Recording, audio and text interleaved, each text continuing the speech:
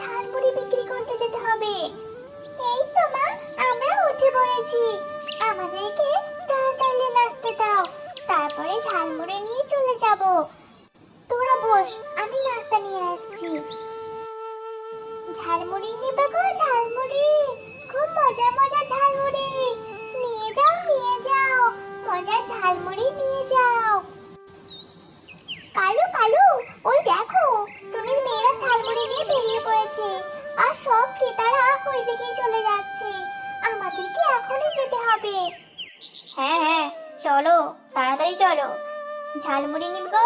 ঝালমুড়ি, আমাদের ঝালমুড়ি সবার ঝালমুড়ির থেকে সুস্বাদু। একবার খেতে চাইলে বারবার খেতে চাইবে। দেখছো, ওদের কাছে সব ক্রেতারা চলে যাচ্ছে। চলো, ওদের পাশে আমরা গিয়ে বসি। কই, কেউ তো আসছে না। ধুর, ভালো লাগে না। ওই দেখো, টুনির সব ঝালমুড়ি শেষ হয়ে গেছে। এবার সব ক্রেতারা আমাদের কাছে আসবে। দেখো মা, আমাদের ঝালমুড়ি শেষ হয়ে গেছে। তুমি এখন ঠিক সময় এসেছো। দেরি করে আসলে যে একটাও ক্রেতা পেতাম না। টুনটুন, আমাকে 10 টাকা ঝালমুড়ি বানিয়ে দাও তো। মা টুনটুন, তোরা একটু বিশ্রাম কর, আমি ঝালমুড়ি বানিয়ে দিচ্ছি। এসব দেখে কালু আর কাকলি খুব হিংসা করতে থাকে। কাকুলি, এইভাবে মেনে নেওয়া যাচ্ছে না। আজ রাতেই কিছু একটা করতেই হবে, না হলে যে টুনিরা আমাদের থেকে অনেক বড় লোক হয়ে যাবে। চলো, এখন বাড়ি গিয়ে কি করা যায় সেটাই ভাবতে থাকি। হ্যাঁ কালু, চলো বাড়ি চলে যাই। মারে, এভাবে আমরা কিছুদিন ঝালমুড়ি বিক্রি করতে পারলে আমরা একটা ভালো বাড়ি বানাতে পারবো। হ্যাঁ মা, আমাদের বাড়িটাও তো একদম ভেঙে গেছে। ঝড় বৃষ্টি হওয়ার আগে আমাদের বাসাটা ঠিক করতে হবে। এখন তোরা খেয়ে শুয়ে পড়, সকালে আবার উঠতে হবে।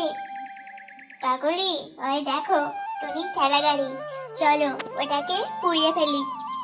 তারপর দেখবো টুনি কি করে ঝালমুড়ি বিক্রি করে। এরপর কালু তাড়াতাড়ি টুনির ঠেলাগাড়ি চুরি করে নিয়ে যায় আর জঙ্গলে নিয়ে গিয়ে পুড়িয়ে দেয়। এই কি, আমার ঠেলাগাড়ি কোথায় গেল? টুনটুন, মুনুমুন, তোরা এইদিকে আয় তো। কি হয়েছে মা, ডাকছো কেন? আমাদের ঠেলাগাড়িটা যে খুঁজে পাচ্ছি না রে। তোরা কি কোথাও রেখেছিস? না মা, আমরা তো কোথাও রাখিনি। এ মা, এখন কি হবে? কেউ বোধহয় শত্রুতা করে আমাদের গাড়ি চুরি করেছে রে। এখন আমরা কি করে সংসার চালাবো? কি হবে এখন আমাদের? মা, তুমি কিছু না, আমরা জঙ্গল থেকে কাঠ কুড়িয়ে আনছি। তুমি ততক্ষণ মাটিতে বসে ঝালমুড়ি বিক্রি করো। হ্যাঁ রে, তুই ঠিকই বলেছিস, তোরা বরং কাঠ কুড়িয়ে আন। এরপর টুনটুনরা জঙ্গলে চলে যায় আর টুনি একটা মাদুর বিছিয়ে ঝালমুড়ি বিক্রি করতে থাকে। এরপর তোতা আর পেঁচা আসে টুনির কাছে। বলো দাদা, কত টাকা দেব ঝালমুড়ি? না না টুনি, আজ আর তোমার কাছে ঝালমুড়ি নেব না। তুমি মাটিতে মাদুর পেতে বসেছো, এই ঝালমুড়িতে হয়তো অনেক ধুলো ময়লা লেগে গেছে। দাদা, চলো আমরা কালুর দোকানে যাই। এভাবে সবাই কালুর দোকানে ভিড় জমায় আর টুনির দোকানে কেউ আসে না। কিছুক্ষণের মধ্যে কালুর দোকানের সব ঝালমুড়ি বিক্রি হয়ে যায়। দেখেছো কাকুলি, আমার মাথায় কেমন বুদ্ধি। এবার আমরা অনেক বড়লোক হয়ে যাব। এরপর কালু কাকলি তাদের ঠেলাগাড়ি নিয়ে বাড়ি চলে যায়। মা, ও মা, আমরা কাঠ এনেছি। এখন তুমি তাড়াতাড়ি এগুলো দিয়ে একটা ঠেলাগাড়ি বানিয়ে নাও তো। হ্যাঁ রে মা, আমি ঠেলাগাড়ি বানাচ্ছি, তোরাও আমাকে একটু সাহায্য কর। এরপর টুনি তার দুই মেয়ের সহযোগিতায় একটা সুন্দর ঠেলাগাড়ি বানিয়ে ফেলে। এরপর তারা মা মেয়ে মিলে ঝালমুড়ি বিক্রি করতে বেরিয়ে পড়ে। ওইদিকে কালুর কাছে যারা ঝালমুড়ি খেয়েছিল সবার পেট ব্যথা করে আর সবাইকে হাসপাতালে ভর্তি করতে হয়, কারণ কালু ঝালমুড়িগুলো অনেক দিনের হয়ে গিয়েছিল আর এই কথা পুলিশ জানতে পারে। পুলিশ কালু আর কাকলিকে ধরতেও আসে।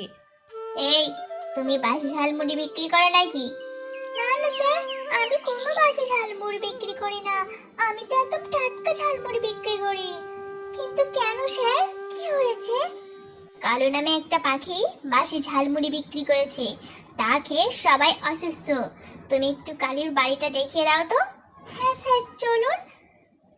টুনি, তুমি পুলিশ এনেছো কেন? তোমার ঠেলা গাড়ি আমি পুরাইনি। কে পুড়িয়েছে আমি তো জানি না টুনি। আমি কি তোমাকে বলেছি আমার ঠেলা গাড়ির কথা? আমি তো পুলিশ বাবুকে তোমার বাড়িটা দেখাতে এনেছি। তার মানে তুমি আমার ঠেলা গাড়ি চুরি করেছো। তুমি নিজেই স্বীকার করলে। না না, আমি চুরি করিনি। তাহলে তুমি কি করে জানলে যে আমার ঠেলা গাড়ি পুরানো হয়েছে? বলো বলো, কি করে জানলে? না মানে টুনি, আমাকে তুমি ক্ষমা করে দাও। আর এমন কাজ করবে না টুনি। আমাকে পুলিশে ধরিও না। এরপর কালু আর কাকুলিকে পুলিশ ধরে নিয়ে যায়। তারপর টুনি আবার ঝালমুড়ি বিক্রি করতে থাকে। আর কিছুদিন পর টুনি একটা ভালো বাড়ি বানায়।